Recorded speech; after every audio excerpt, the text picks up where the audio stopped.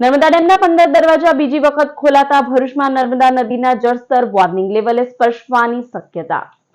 ઉપરવાસ મધ્યપ્રદેશમાં ભારે વરસાદના કારણે સરદાર સરોવર નર્મદા ડેમમાં શુક્રવારથી પાણીની આવકમાં વધારો થયો છે।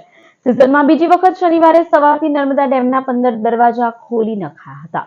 ડેમમાં 1.76 લાખના ઇનફ્લો સામે 15 દરવાજા 1.85 મીટર ખોલી નદીમાં 4.67 લાખ ક્યુસેક પાણી ઠલવાઈ રહ્યું છે। ભરૂચ અને નર્મદાના કાંઠાના ગામોને વહીવટી તંત્રે અગમચેતીના ભાગરૂપે એલર્ટ કર્યા છે। ગોલ્ડન બ્રિજે નર્મદાનું જલસ્તર વોર્નિંગ લેવલને સ્પર્શવાની સંભાવના સાથે તંત્ર તમામ પરિસ્થિતિ ઉપર નજર રાખી રહ્યું છે।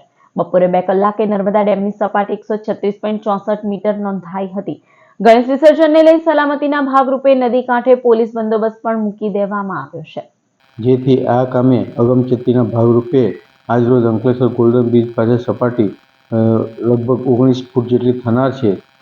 નર્મદા જિલ્લો તેમજ ભરૂચ જિલ્લામાં એલર્ટ જાહેર કરવામાં આવેલ છે।